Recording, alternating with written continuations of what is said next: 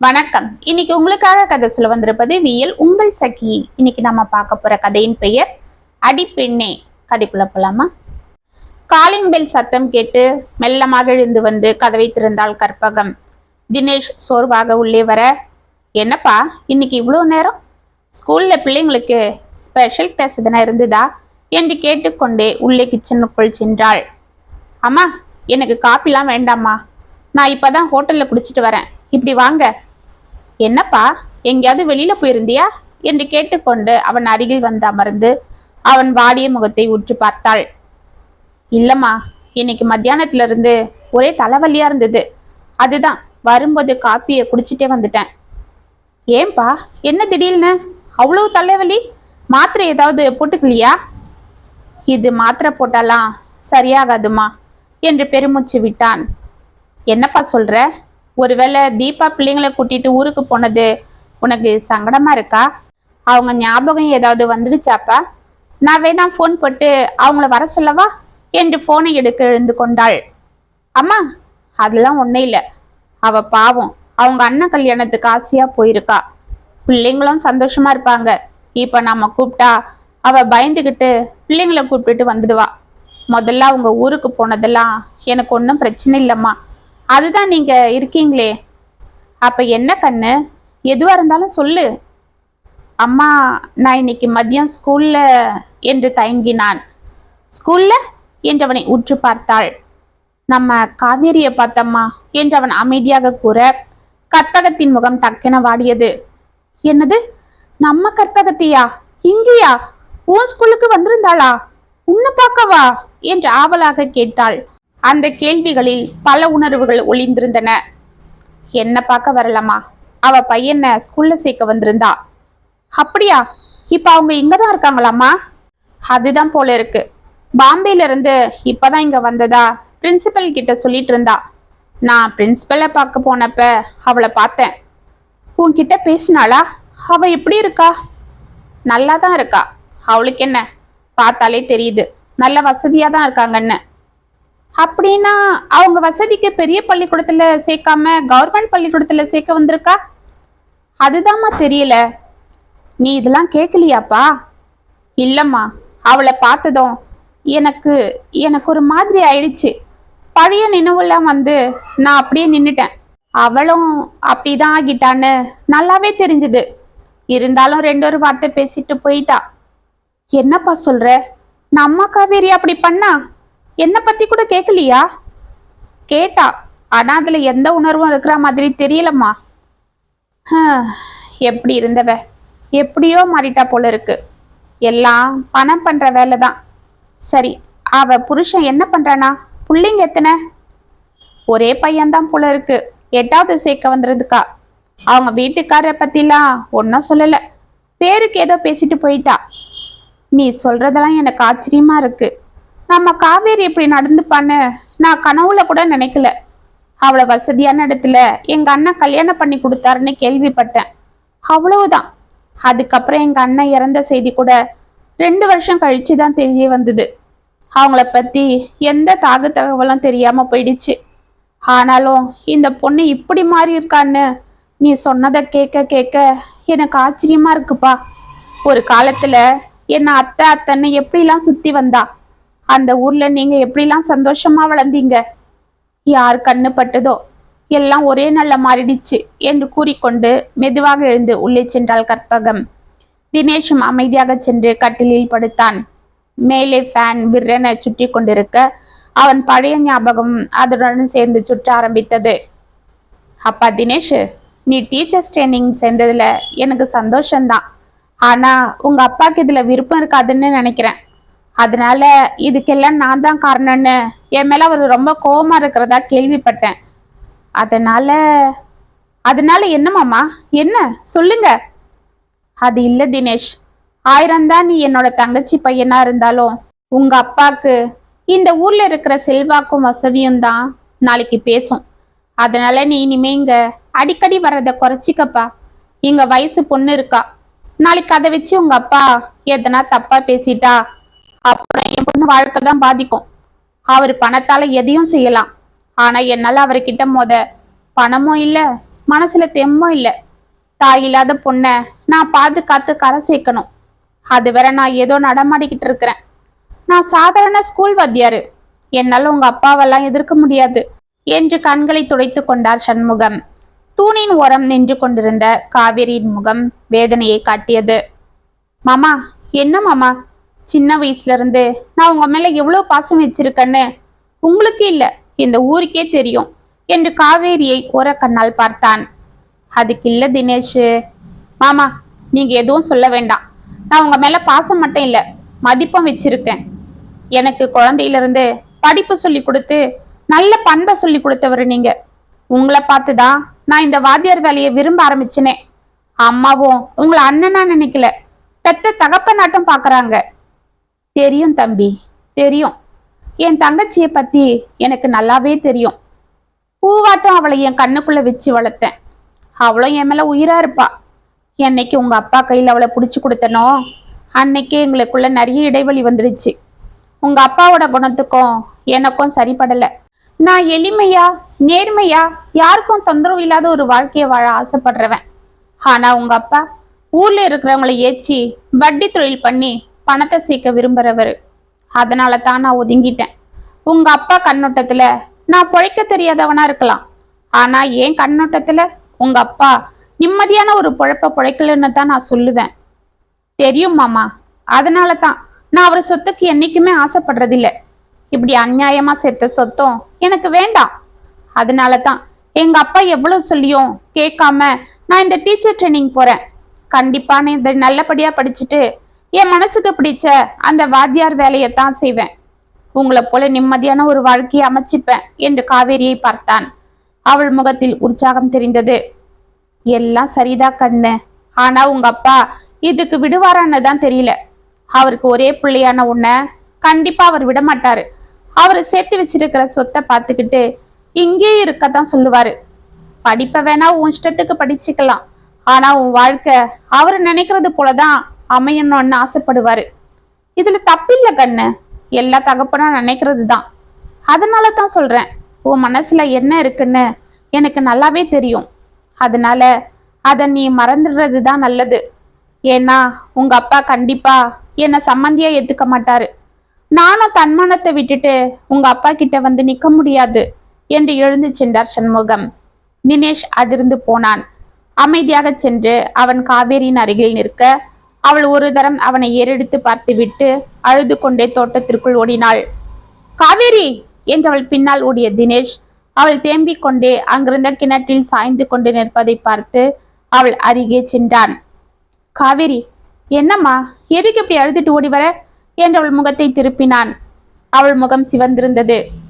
ஏய், எதுக்கு இப்படி அழுதுகிட்டே இருக்கிற? பின்ன என்ன பண்றது, அது ஒண்ணுதான் என்னால செய்ய முடியுது, வேற என்ன நான் செய்யறது என்று மீண்டும் தேம்ப ஆரம்பித்தாள். இதோ பாரு, உன்னை என்னால இப்படி பார்க்க முடியல. முதல்ல கண்ணை தொட. இப்ப என்ன, மாமா இப்படி சொல்லிட்டாருன்னு தானே நீ அழற? ஆமா என்பது போல் தலையை ஆற்றினாள். அவரு சொல்லிட்டா என்ன, எங்க அம்மா இல்லையா? அவங்க வந்து பேச மாட்டாங்களா? சொல்லு. இதை இப்படியேவா விட்டுடுவாங்க? நான் உன்னை என் மனைவியாக்கிக்க விரும்புறதை விட எங்க அம்மா தான் நீ எங்க வீட்டுக்கு விளக்கேத்த வரணும்னு ரொம்ப விரும்புறாங்க. அதனால அவங்க விடமாட்டாங்க. எப்படியாவது பேசி சரி பண்ணிடுவாங்க. நீ கவலைப்படாத என்று அவள் கண்களை துடைத்தான். தெரியும் மாமா, அத்தை என்ன தினமும் கோவில்ல பார்த்து தைரியம் சொல்லிக்கிட்டு தான் இருப்பாங்க. அப்ப எதுக்கு இப்படி பயப்படுற காவேரி? என்ன சந்தேகப்படுறியா? எங்க அப்பா பேச்சை கேட்டு நான் உன்னை விட்டுடுவேன்னு நினைக்கிறியா? இல்லம்மாமா, உங்க மேல எனக்கு நம்பிக்கை இருக்கு. ஆனாலும் உங்க அப்பாவோட பிடிவாதம், அவரோட முரட்டு குணம் தான் கொஞ்சம் பயமா இருக்கு. அவர் நினைச்சா அதை சாதிச்சிடுவாரு, அதை செஞ்சிடுவாரு. ஆ, இருக்கலாம். ஆனா இது என்னோட வாழ்க்கை, எங்க அம்மாவோட விருப்பம். இதுல நான் அவர் பேச்ச நிச்சயமா கேட்க மாட்டேன் காவேரி. நான் வாத்தியார் வேலைக்கு போக விரும்பினதுக்கு காரணமே அது மேல எனக்கு இருந்த ஆசையும். அந்த வேலைக்கு போயிட்டா உன்னை கல்யாணம் பண்ணிக்கிட்டு நிம்மதியா இங்க இருந்து எங்கேயாவது தூரமா போய் எளிமையா ஆனந்தமா ஒரு வாழ்க்கையை நடத்தலான்ற எண்ணம் தான். ஏன்னா இங்க இருந்தா எங்க அப்பா கண்டிப்பா நம்மளை நிம்மதியா விட மாட்டாரு. எனக்கு நல்லாவே தெரியும். அவர் மத்தவங்களை கஷ்டப்படுத்தி சம்பாதிக்கிற அந்த பணத்திலையும் நான் உன்னை வாழ வைக்க விரும்பல. ஆமாம்மாம்மா, நமக்கு ஆடம்பரமே வேண்டாம், பகட்டும் வேண்டாம். நிம்மதியா நேர்மையா சம்பாதிச்சு அன்பான ஒரு வாழ்க்கையை வாழலாம் என்று அவன் கைகளை பிடித்து கொண்டாள். கட்டாயமா நான் அப்படியே வாழ வைக்கிறேன் காவேரி, என்ன நம்பு. சரி மாமா என்று கண்களை துடைத்து கொண்டாள். சரி, நீ தைரியமா இரு. நான் இன்னும் ஒரே வருஷத்துல படிப்பை முடிச்சிட்டு கட்டாயமா வேலையில சேர்ந்துடுவேன். அதுக்கப்புறம் ஜாம் ஜாம்னு உன்னை கல்யாணம் பண்ணி கூட்டிட்டு போயிடுறேன், சரியா? சரி மாமா, நீ ஊருக்கு போனதும் எனக்கு ஃபோன் போடு. நான் உனக்கு ஃபோன் பண்ணாலமால இருக்கேன் சொல்லு.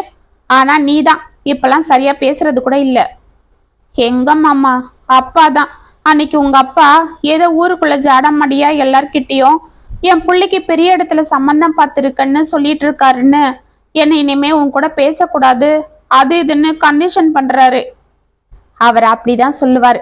நான் பாத்துக்கிறேன். நீ என்னைக்கு இருந்தாலும் என்னோட மனைவி தான், சரியா? எங்க கொஞ்சம் சிரி, அப்பதான் ஊருக்கு போய் நான் நிம்மதியா அங்கிருந்து படிக்க முடியும். இல்ல உன் அழுத மூஞ்சிதான் மனசுக்குள்ள வந்து வந்து நிற்கும் என்று சிரித்தான். அப்படிலாம் என்னையே நினைச்சுக்கிட்டு படிப்பை கோட்டை விட்டுடாத, உன்னை நம்பிதான் நான் இருக்கேன். சரி, அப்ப நீ சந்தோஷமா என்கிட்ட பேசணும். மாமாக்கு தெரியாமலாவது வந்து பேசிடு. சரி மாமா, தினமும் பேச முடியலனாலும் வாரத்துக்கு ஒரு நாளாவது கண்டிப்பா பேசுறேன். சரி, ஓகே. என்ன பண்றது, சூழ்நிலை அப்படி ஆகிடுச்சு. நான் அட்ஜஸ்ட் பண்ணிக்கிறேன். சரி, நான் வரட்டுமா? சரி மாமா, பார்த்து பத்திரம் என்று அவனை வழி அனுப்பினாள் காவேரி. என்னடா எங்க போயிட்டு வர? லீவுக்குன்னு ஊருக்கு வந்தா வீட்டுல இருக்கிறது இல்ல. அப்ப என்ன பண்றான், அவனோட சேர்ந்து பொறுப்பா நம்ம தொழிலை பார்ப்போம், இன்னும் அதை பெருசாக்கி 4 காசை சாமர்த்தியமா சம்பாதிப்போன்னு இல்லாம அந்த வெறுப்பையன் வீட்டுக்கு போயிட்டு வரியா? அப்பா, அவர் உங்க மச்சான், அம்மா கண்ணன், எனக்கு மாமா. அவரை ஏன் இப்படி எப்ப பாரு கேவலமா பேசுறீங்க? ஆமாண்டா, நீதி நேர்மன்னு ஒன்னுத்துக்கும் உதவாத அந்த வாத்தியார் வேலையை வச்சுக்கிட்டு அந்த ஓட்டு வீட்டுல உக்காந்துருக்கான். சரி, அதுலயாவது பிள்ளைங்களுக்கு டியூஷன் அது இதுன்னு எடுக்கிறானே, 4 காசு பாக்குறானா? என்னவோ நேர்மையை வந்தா மொத்தமா குத்தகை எடுத்தது போல எல்லாருக்கும் சேவை செய்யறேன்னு ஓசியில சொல்லி கொடுக்கறான். இவங்க அப்பா அப்படியே கோடி கோடியா சேர்த்து வச்சுட்டு போனா போல இருக்கு என்று குமரேசன் மீசியை முறுக்கி கொண்டே கூற, அப்பா, அவர் கோடி கோடியா சம்பாதிக்கலனாலும் நிம்மதியை நிறைய சம்பாதிச்சிருக்காரு, நேர்மையோட வாழறாரு. ஆமாண்டா, இந்த நேர்மையும் நிம்மதியும் தான் வந்து சோறு போட போகுது. போடா இவனே, நீயும் அந்த கிறுக்கன் கூட சேர்ந்து பைத்தியக்காரன் ஆகிட்ட. இதுக்குதான் நான் அவனை அங்க அனுப்பாதன்னு தலைப்பட அடிச்சுக்கிட்டேன். கேட்டாளா உங்க அம்மா கறி என்று திரும்பி கற்பகத்தை முறைத்தான். அவள் அமைதியாக தலையை குனிந்து கொண்டு, என்னங்க, அவன் இப்ப அங்க போய் என்ன கெட்டு போயிட்டான் என்று கேட்டாள். ஆமாண்டி, கெட்டுதான் போயிட்டான். நான் ஊருக்குள்ள எப்படிலாம் செல்வா கூட வாழறேன். நமக்கு என்னடி குறைச்சல்? நிலம் பொலன்னு கொட்டி கிடக்கு. அதெல்லாம் பார்த்துக்கிட்டு இங்க என் வட்டி தொழிலை பெருசுப்படுத்தாம அந்த உருப்படாதவன் பேச்சை கேட்டு இவனும் அந்த வாத்தியார் வேலைக்கு தான் போவன்னு அடம் பிடிச்சி போய் சேர்ந்திருக்கான். அப்பா, இங்க நீங்க எல்லாரும் வயிற்றுலயும் அடிச்சு சம்பாதிச்சத அந்த பாவப்பட்ட பணம் எனக்கு வேண்டாம். பின்ன என்ன வேணும் உனக்கு? அந்த பொண்ணு காவேரி தான் வேணுமா என்று சாரில் இருந்து ஆவேசமாக எழுந்தார். அப்பா என்று தினேஷ் அவரை அதிர்ந்து பார்க்க கற்பகமும் பதறினாள். ஏய், என்னடா அப்படி பாக்குற? எல்லாம் எனக்கு தெரியும். நீ ஏன் அந்த விளங்காதவன் வீட்டுக்கு போற? உங்க அம்மா கறி மனசுல என்ன திட்டம் போட்டிருக்கான்னு. அதெல்லாம் ஒன்னும் நடக்காது, பாத்துக்க. அப்பா, நீங்க 1000 சொன்னாலும் நான் அவ்வளவுதான் கட்டிப்பேன். இவ்வளவு தூரம் ஆனதும் நான் என் மனசுல இருக்கிறத சொல்றதுதான் நல்லது. என்னடா உன் மனசுல இருக்குது? அது இங்க நடக்காது. இங்க நான் சொல்றதுதான் சட்டம். அரசல்லூர் வேலாயுதம் பொண்ணு நிர்மலா தான் இந்த வீட்டுக்கு மருமகளா வரப்போறா. அவளைதான் நீ கல்யாணம் பண்ணிக்கணும். சும்மா இல்லடா, 10 ஏக்கரா நிலம், ஒரு வீடு, காரு, 150 பவுன் நகையோட வரா. மகாலட்சுமிடா அந்த பொண்ணு. அப்படின்னா ஒரு மகாவிஷ்ணுவா பார்த்து அவளை கட்டி வைக்க சொல்லுங்க அவங்க அப்பாவை என்றான் தினேஷ். ஏய், என்ன திமிரா? 4 எழுத்து படிச்சுட்டுன்ற மமதையா? வாத்தியார் வேலைக்கு போக போறன்னதும் அப்பனுக்கே பாடம் எடுக்கலான்னு நினைக்கிறியா? நீ இந்த வேலைக்கு போற அளவுக்கு உன்னை வளர்த்ததே நான் தான்டா. அப்பா, அதுக்குதான் நான் இன்னும் உங்க மேல மரியாதை வச்சிருக்கேன். தயவு செஞ்சு என்ன புரிஞ்சுக்கோங்கப்பா. நம்ம காவேரி நல்ல பொண்ணு, மாமா ரொம்ப நல்லவரு. பணம் காசுன்னு பார்த்து அவங்கள ஒதுக்கிடாதீங்க. அவங்க நம்ம சொந்தம். போதுண்டா, பணம் காசு இல்லாதவன் எனக்கு எப்பவும் சொந்தமாக மாட்டான். அதெல்லாம் நடக்காது. அடுத்த மாசம் நிச்சயதார்த்தம். நீ படிப்பை முடிச்சிட்டு வந்ததும் கல்யாணம். எல்லாம் பேசியாச்சு. இதுதான் உங்க முடிவா என்றான் தினேஷ் தீர்க்கமாக. கற்பகம் பதறிக்கொண்டு அங்கு ஓடி வந்தாள். தினேஷ், என்னப்பா, கொஞ்சம் பொறுமையாரு, நம்ம அப்பா கிட்ட பேசலாம் என்றவன் கைகளை பிடித்து கொண்டாள். ஏய், என்னடி பேசுறதுக்கு இருக்கு? இதோ பாருடா, இதுதான் என் முடிவு. என்ன பண்ண போற என்றார் குமரேசன் அவனை ஏளனமாக பார்த்து கொண்டு. அப்பா, என்னோட தீர்மானத்தை சொல்றேன், கேட்டுக்கோங்க. எனக்கு இந்த நிச்சயதார்த்தம் வேண்டாம். நான் வரமாட்டேன். நான் படிப்பை முடிச்சிட்டு வந்து என் காவேரியத்தான் கட்டிப்பேன். நாங்க எங்கேயோ போய் நிம்மதியா ஒரு வாழ்க்கை ஆரம்பிக்க தான் போறோம். ஓ, அப்படியா? அப்படின்னா என் சொத்துல உனக்கு ஒரு பைசா கூட தர மாட்டேன். மொத்தமா எங்கேயாவது கோயிலுக்கு எழுதி வச்சிடறேன் பாரு. அத முதல்ல செய்யுங்க. நீங்க செஞ்ச பாவத்துக்கெல்லாம் புண்ணியமாவது கிடைக்கும் என்று அங்கிருந்து சென்று விட்டான் தினேஷ். ஏய் தினேஷ் என்று அவன் பின்னால் கற்பகம் ஓட குமரேசன் ஆத்திரத்தோடு அவனை முறைத்து கொண்டு நின்றார். பெட்டியில் தனது துணிகளை எடுத்து அடுக்கி கொண்டிருந்த தினேஷின் அருகில் ஓடி வந்த கற்பகம், டேய், என்னடா உங்க அப்பாக்கு சரிசமமா நீயும் அவர்கிட்ட இப்படி பேசிட்டு வர? உங்க அப்பா சொன்னதுதான்டா, அதை அப்படியே செஞ்சிடுவாரு. செய்யட்டுமா? நான் கோவத்துல எல்லாம் சொல்லல. உண்மையா நிதானமா யோசிச்சுதான் சொல்றேன். அந்த பாவப்பட்ட பணம் எனக்கு வேண்டாமா? எத்தனை பேருக்கிட்ட அநியாயமா வட்டிக்கு பணத்தை கொடுத்து அவங்க நிலத்தெல்லாம் ஏமாத்தி எழுதி வாங்கியிருப்பாரு. அவங்க எப்படிலாம் வயிறு எரிஞ்சிருப்பாங்க. எத்தனை பேரு தற்கொலை பண்ணிட்டு இருக்காங்க. அந்த சாபம் எனக்கு வேண்டாமா? நான் என் காவேரி கூட சாதாரண நிம்மதியான சந்தோஷமான ஒரு வாழ்க்கையை வாழ விரும்புறேன். அதுக்குதான் என் மேற்படிப்புக்கு கூட நான் அப்பா கிட்ட இருந்து பணத்தை எதிர்பார்க்காம நானே பார்ட் டைமா வேலை பார்த்து சம்பாதிக்கிறேன். நான் படிப்பை முடிச்சதும் எனக்கு கட்டாயமா வேலை கிடைச்சிடும். நான் அப்ப இங்க இருக்கவே மாட்டேன். டேய், உங்க 2 பேர் நடுவுல என்னோட நிலைமை யாராவது நினைச்சு பாக்குறீங்களா என்று ஓவென கதறி அழ ஆரம்பித்தாள். அம்மா, என்னம்மா, உங்களை நான் விட்டுட மாட்டேம்மா. உங்களுக்காகவும் காவேரிக்காகவும் தான் நான் இங்க வர்றதே. இல்லைன்னா நான் இங்க வரவே மாட்டேன். நீங்களும் பேசாம என் கூட வந்துடுங்கம்மா. நான் உங்களை பத்திரமா பாத்துக்கிறேன் என்று அவள் கைகளை பிடித்து கொண்டான். அது முடியாதுப்பா. என்னைக்கு நான் உங்க அப்பா கையில தாலியை கட்டிக்கிட்டு அவர் பின்னாடி வந்தனோ அன்னையிலிருந்து அவர் போற வழியில தான் நானும் போக ஆரம்பிச்சிட்டேன். அது மோசமான வழின்னு தெரிஞ்சும் என்னால ஒன்றும் பண்ண முடியல. நான் சொன்னாலும் உங்க அப்பா அந்த பாதையை நான் என்ன செய்யறது? அப்ப என்னை விட்டுட சொல்லுங்கம்மா. என்னால அந்த பாதையில வர முடியாது. சரிப்பா, உங்க அப்பாவோட பிடிவாதத்தை நீ நினைக்கிறது போல ஒரே நாள்ல மாத்த முடியாது. கொஞ்சம் கொஞ்சமா தான் மாத்தணும். நான் அதுக்கு முயற்சி பண்றேன். அது வேற நீதான் கொஞ்சம் பொறுமையா இருக்கணும். சரிம்மா, உங்களுக்காக நான் பொறுமையா இருக்கிறேன். ஆனா தெரியும்பா, நீ கவலைப்படாத. நான் காவேரி கிட்ட பேசுறேன். அவளை நான் பாத்துக்கிறேன். எங்க அண்ணன் கிட்டையும் பேசுறேன். நீ கவலைப்படாம போய் படி என்று அவன் கன்னத்தை பிடித்து கொண்டாள். அம்மா என்றவள் தோளில் சாய்ந்தான். மறுநாள் காலை கற்பகம் சென்று தனது அண்ணனிடம் பக்குவமாக பேசி காவேரிக்கும் தைரியம் கொடுக்க சண்முகம் ஒருவாறு ஒப்புக்கொண்டார். காவேரிக்கு நிம்மதியாக இருந்தது. பிறகு மூவரும் சேர்ந்து தினேஷை ஊருக்கு அனுப்ப அவன் காவேரியின் கலங்கிய முகத்தை பார்த்து கொண்டே ஊருக்கு புறப்பட்டான். தினேஷ் ஊருக்கு சென்று 1 மாதம் வரை அவனிடம் சந்தோஷமாக பேசி கொண்டிருந்த காவேரி பிறகு சரியாக பேசாமல் இருக்க அவன் மனது மிகவும் குழம்பிக் கொண்டிருந்தது. தனது தாய்க்கு போன் செய்து கேட்டாலும் அவளும் ஒன்றும் சரியாக சொல்லாமல் மழுப்பிக் கொண்டிருந்தாள். பரீட்சை முடியாமல் ஊருக்கும் வர முடியாமல் தவித்து கொண்டிருந்த தினேஷ் ஒரு வழியாக படிப்பை முடித்துவிட்டு ஊருக்கு வர அவனுக்கு அங்கே பல அதிர்ச்சிகள் காத்து கொண்டிருந்தது. தினேஷ் ஊருக்கு சென்ற ஒரே மாதத்தில் குமரேசன் சண்முகத்திடம் சண்டை போட்டு சொத்திற்காக பெண்ணை காண்பித்து தன் பிள்ளையை மயக்குவதாக கூற அவமானத்தால் நொந்து போன சண்முகம் அந்த வீட்டை விற்றுவிட்டு தனது மகளை அழைத்து கொண்டு அந்த ஊரை விட்டு எங்கோ சென்று விட்டதாக தெரிந்தது.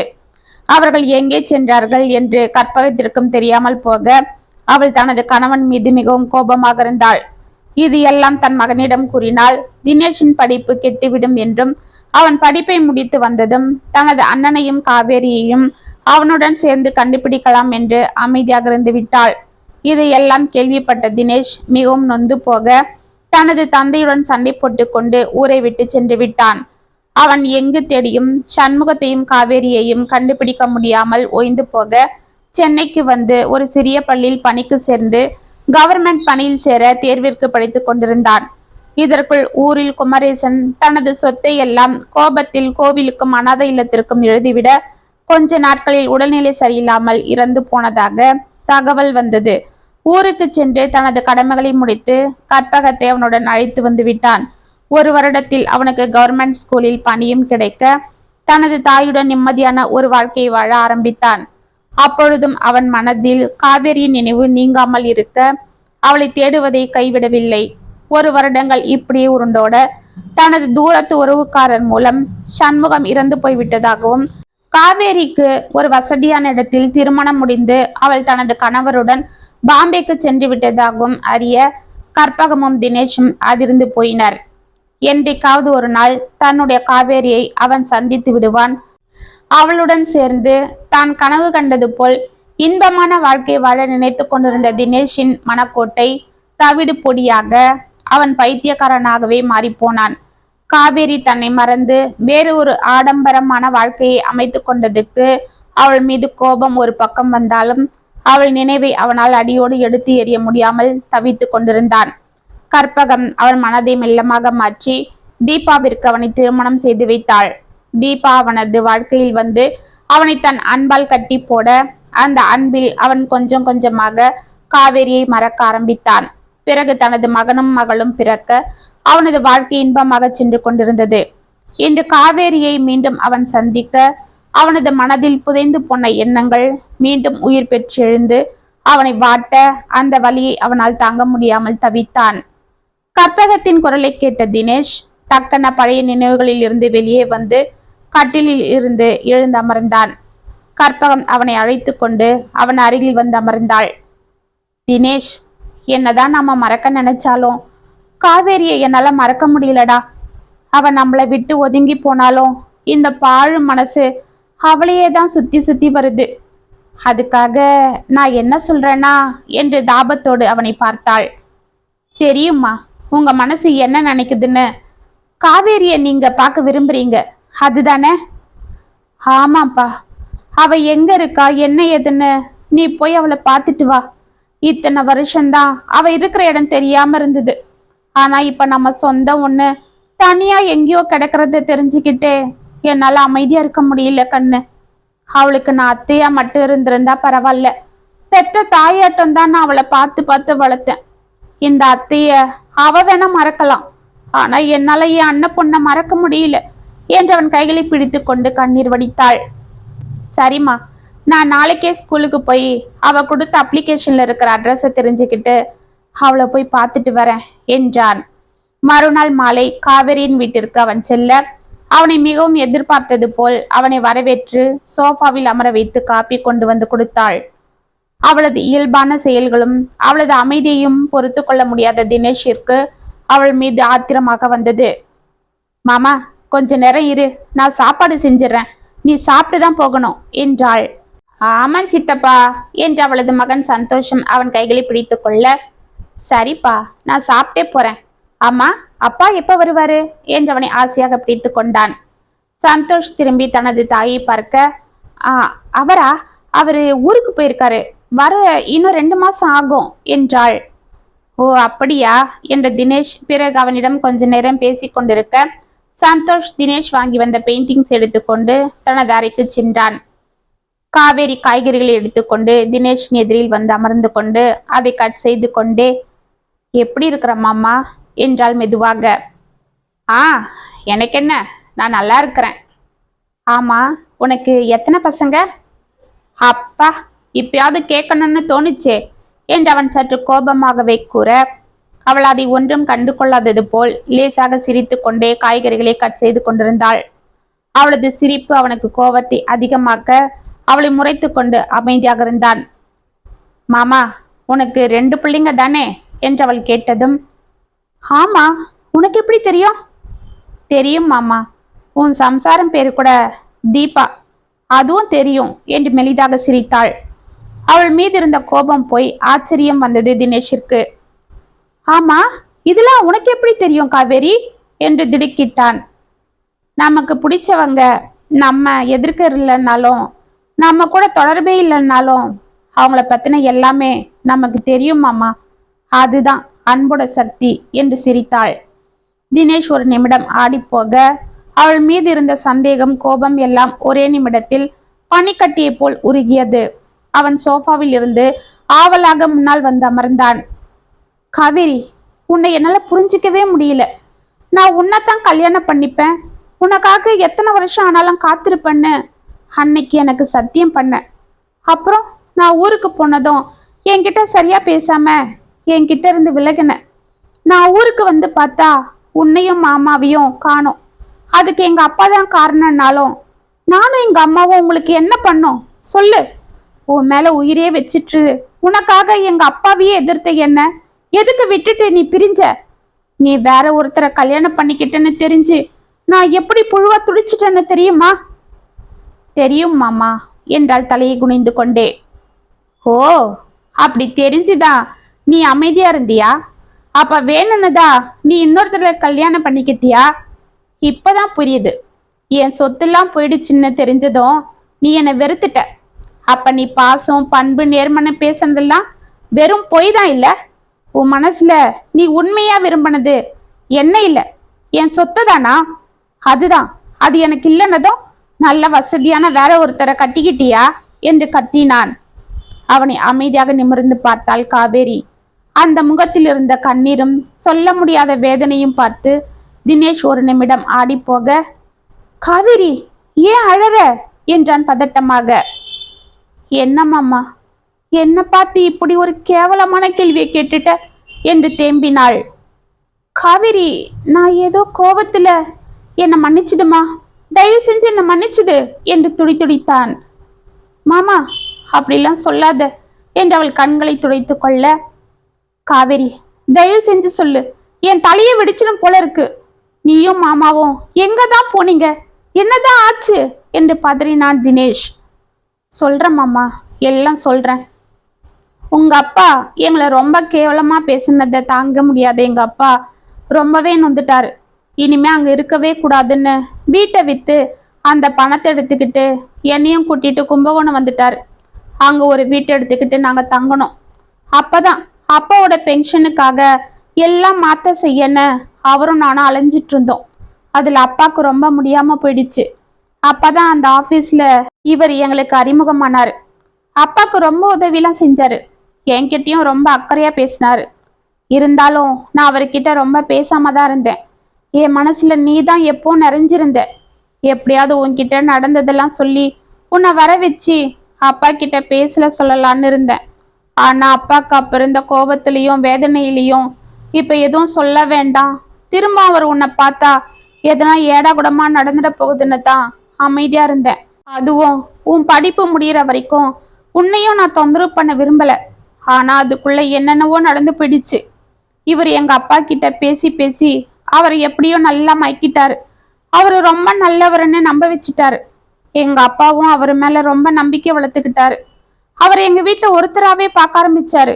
அந்த நேரத்தை பயன்படுத்திக்கிட்டு என்னை விரும்புறதாவும் என்னை நல்லபடியா வாழ வைக்கிறதாவும் பொண்ணு கேட்டுக்கிட்டு எங்க வீட்டுக்கு வந்துட்டாரு. இவரோட நேர்மை உண்மை எல்லாம் பார்த்து எங்க அப்பாவும் நீ இவரை தான் கட்டிக்கணும்னு என்கிட்ட சொல்ல ஆரம்பிச்சிட்டாரு. நான் எவ்வளவோ கெஞ்சினேன், உங்ககிட்ட இந்த விஷயத்த சொல்லிடலான்னு துடிச்சேன். ஆனா எங்க அப்பா பிடிவாதமா நீ அவன்கிட்ட இதெல்லாம் சொன்ன அப்புறம் நான் உயிரோடவே இருக்க மாட்டேன்னு மிரட்டினாரு. நானும் வேற வழி தெரியாம கல்யாணத்துக்கு ஒத்துக்கிட்டேன்.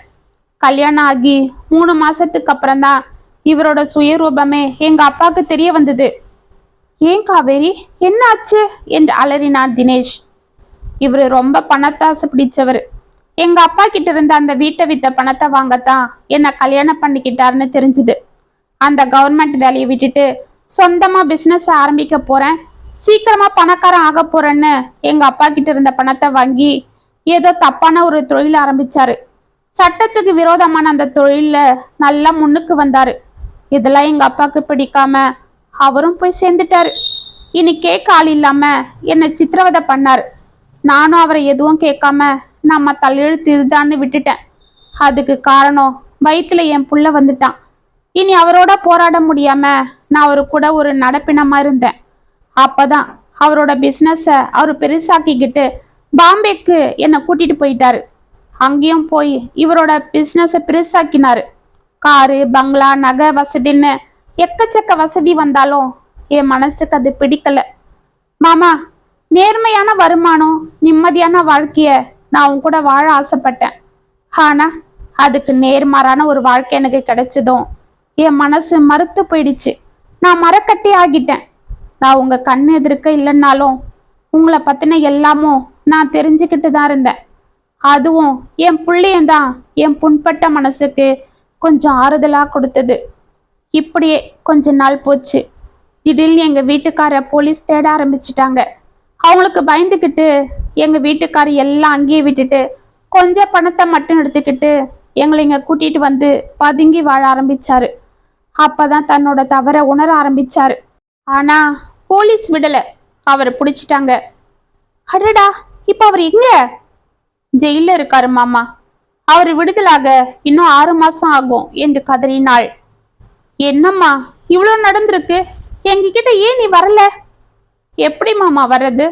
பெத்த தாயாட்டம் அத்தை என்ன வளர்த்தாங்க. என் மேல நீ உயிரே வச்சிட்டு இருந்த. நான் இப்படி கலங்கி நிக்கிறத பார்க்க உன்னால எப்படி தாங்க முடியும் சொல்லு. அதுதான் நான் அங்க வரல. ஆனா நீ வேலை செய்யற ஸ்கூல் இதுதான்னு எனக்கு தெரியாது. தெரிஞ்சிருந்தா உன் பிள்ளை அங்க சேர்க்க வந்திருக்க மாட்டே இல்ல? அதுக்கு இல்ல மாமா, எங்க அப்பா நேர்மை, நியாயம், உண்மைன்னு அமைதியா ஒரு வாழ்க்கைய வாழ்ந்தவர். நானும் அப்படிதான் வாழணும்னு ஆசைப்பட்டேன். ஆனா விதி என்னை இப்படி ஆக்கிடுச்சு. என் விருப்பத்துக்கு நீ உன்னை தயார்படுத்திக்கிட்டாலும் விதி நம்மள ஒண்ணு சேர்க்கல. நீ இப்ப நிம்மதியா ஒரு வாழ்க்கைய வாழ்ந்துட்டு இருக்கிற. அதை நான் கெடுக்க விரும்பல. காவேரி, நீ தீபாவை பத்தி தப்பா நினைக்கிற. நீ அங்க வர்றதாலையும் நான் உன் கூட பேசுறதாலையும் என் தீபா உன்னை தப்பாவே நினைக்க மாட்டா. அவ ரொம்ப நல்ல பொண்ணு. தெரியும் மாமா, நான் கேள்விப்பட்டேன். இருந்தாலும் எனக்கு ஏதோ மனசுக்கு உறுத்துது. அதுதான். ஆனா மாமா, இப்ப நான் சந்தோஷமா தான் இருக்கேன் தெரியுமா என்று கடகடவென கண்களை துடைத்து கொண்டாள். அவளை ஆச்சரியமாக பார்த்தான் தினேஷ். மாமா, எங்க வீட்டுக்காரர நான் ஜெயில போய் வாரம் பார்த்துட்டு வருவேன். இது என் பிள்ளைக்கு கூட தெரியாது. அவர் ஊருக்கு போயிருக்கிறதா சொல்லியிருக்கேன். அப்படி நான் அவரை பார்க்கும்போது அவர் என்ன சொன்னாரு தெரியுமா? நான் திருந்திட்டேன் காவேரி. இனிமே உன்னையும் நம்ம சந்தோஷம் கஷ்டப்படுத்தாம பாத்துக்கிறேன். நீ சொல்றது போல நான் நேர்மையா உழைச்சி சம்பாதிக்கிறேன்னு சத்தியம் பண்ணியிருக்காரு.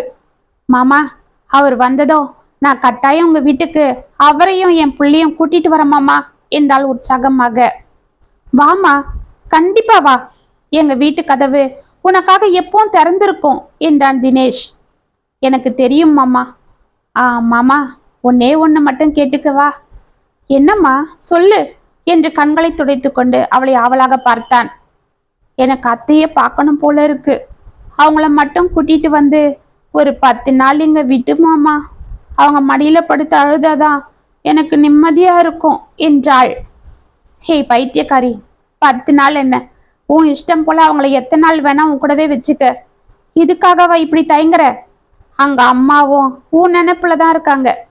அவங்க வீட்டுல நீ விளக்கேத்த வரலன்னாலும் அவங்களுக்கு நீ எப்பவும் அவங்க அண்ணன் பொண்ணுதான், ஆசை மருமக தான் என்று சிரித்தான். பிறகு அவள் பரிமாறிய சாப்பாட்டை சந்தோஷமாக சாப்பிட்டு விட்டு அவளிடம் இருந்து விடை பெற்று கொண்டு கிளம்பினான். வாசலில் அவள் கண்ணீரோடு கையை ஆட்டி கொண்டே நிற்க அவளை திரும்பி பார்த்த தினேஷிற்கு சிறு வயதில் அவளிடம் விளையாடிவிட்டு அவன் வீட்டிற்கு செல்லும் போது அவள் அழுது கொண்டே கையை ஆட்டியது நினைவுக்கு வர மெலிதாக ஒரு புன்னகை செய்துவிட்டு வண்டியை ஸ்டார்ட் செய்தான். இத்துடன் அடி பெண்ணே கதை முற்றும். உங்களுக்காக நான் எழுதின இந்த கதை உங்களுக்கு பிடிச்சிருந்தா கமெண்ட்ஸ்ல சொல்லுங்க, லைக் பண்ணுங்க, ஷேர் பண்ணுங்க, மறக்காம சப்ஸ்கிரைப் பண்ணிக்கோங்க. மீண்டும் நாளைக்கு வேற ஒரு சுவாரஸ்யமான கதையோடு உங்களை சந்திக்கிறேன். அது வரைக்கும் என்னை பிள்ளைருங்க. இப்படிக்கு வியல் உங்கள் சகி.